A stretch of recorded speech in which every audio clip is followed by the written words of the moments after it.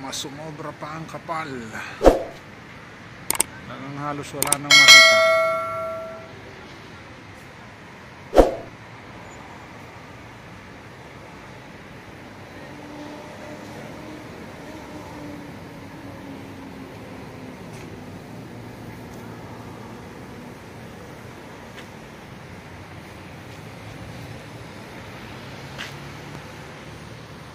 Grabe na po ang kapal ng pa.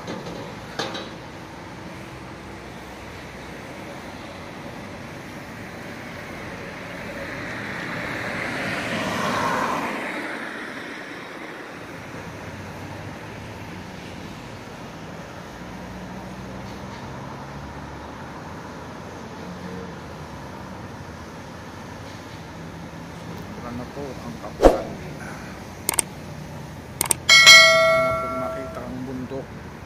Tabunan na ng ulap.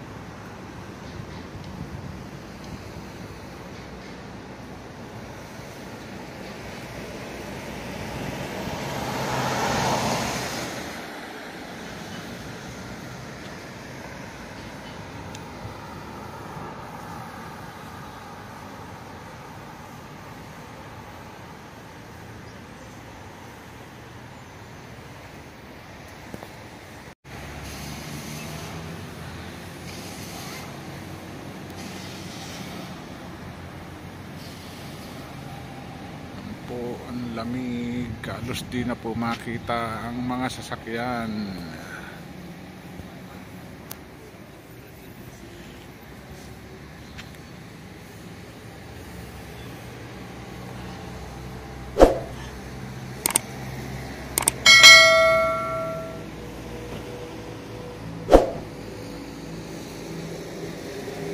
Para pong nasa mataas na lugar kayo pagka ganito. Pag sa Pilipinas, parang sa Baguio o sa mga malalamig na lugar lang sa atin nagkakaroon ng ganito. Pero dito, parang normal na lang to. Lalo na pag taglamig. Malaking problema po to sa highway. Ayun, may pulis na po sa stoplight. Kailangan pong lagyan ng pulis kasi hindi po talaga makita yung stoplight.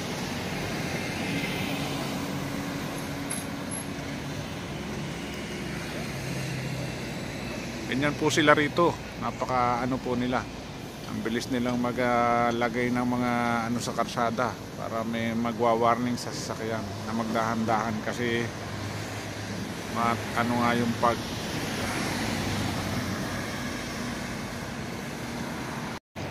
mas kumapal pa po yung pag, mas natabunan pa rin yung karsada. Yan na, halos hindi na makita yung mga sasakyan.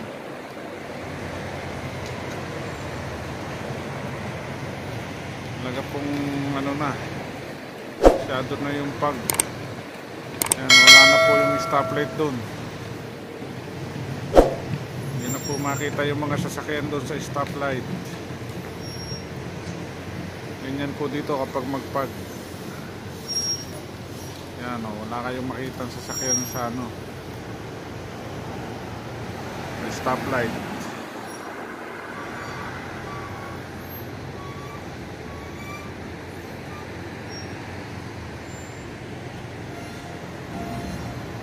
Kailangan gumamit ng sasakyan ng fog light. Ayan, wala po talagang makita na.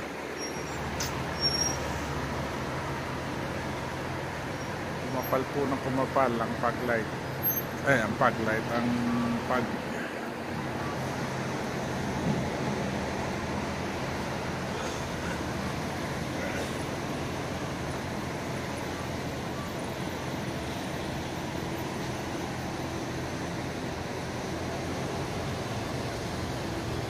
Oras po rito ay alas 8 ng umaga, pero ganyan ang panahon.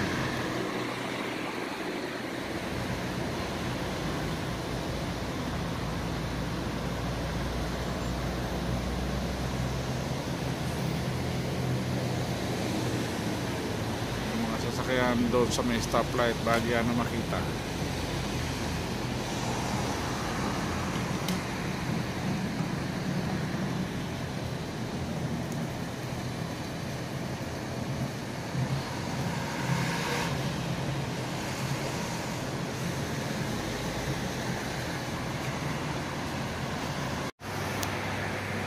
Grabe na yung lamig. Bumaba na sa lupa talaga ang ulap.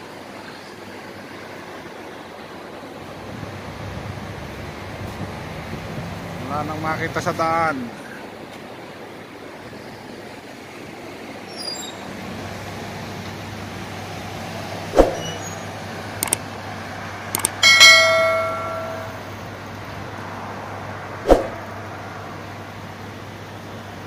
Ang lamig.